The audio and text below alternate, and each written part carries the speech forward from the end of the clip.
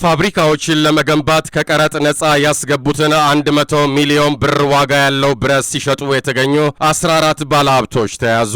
የገቢዎችና ጉምሩክ ባለስልጣንም በእንዲህ መልኩ አላግባብ ማበረታቻውን በሚጠቀሙ አልሚዎች ላይ በተለያዩ ወቅቶች እርምጃዎችን ሲወስድ ቢቆይም ባለፉት 3 ወራት ብቻ የተስተዋለው ጉዳይ ችግሩ አለመቆሙን የሚያሳይ ነው ተብሏል። በባለስልጣኑ ጉዳዩን የሚከታተለው በቃሊቲ ቅርንጫፍ ጽህፈት ቤት የጉምሩክ ጉዳዮች ምክትል ስራ አስኪያጅ አቶ አዘዘው ጫኔ በተጠቀሱት ወራት በተለያዩ ዘርፎች ፋብሪካዎችን ለመገንባት ከቀረጥ ነፃ ያስገቡትን ብረት ሲሸጡ የተገኙ 14 ባለሀብቶች ተይዘዋል ነው ያሉት። ሲሸጡ የነበረው ብረት የዋጋ ግምትም 100 ሚሊዮን ብር እንደሆነ አቶ አዘዘው ገልጸዋል። ከእነዚህ ውስጥ 4ቱ ያስገቡትን ብረት ታክስን ጨምሮ ከ50 በመቶ ተጨማሪ ቅጣት ጋር እንዲከፍሉ የተደረገ ሲሆን የቀሪዎቹ 10 አስመጪዎችን ጉዳይ ደግሞ ወደ ፍርድ ቤት ለመውሰድ ዝግጅት እየተደረገ ይገኛል። ስራ አስኪያጁ ችግሩ ከዚህ ቀደምም የሚፈጸም ከመሆኑና አሁንም አለመቆሙ ሲታይ ከቀረጥ ነፃ የሚገቡ የተለያዩ ቁሳቁሶች ለተባለላቸው ዓላማ መዋል አለመዋሉን ከመከታተል ጋር ተያይዞ ባለስልጣኑ ክፍተት እንዳለበት ይናገራሉ።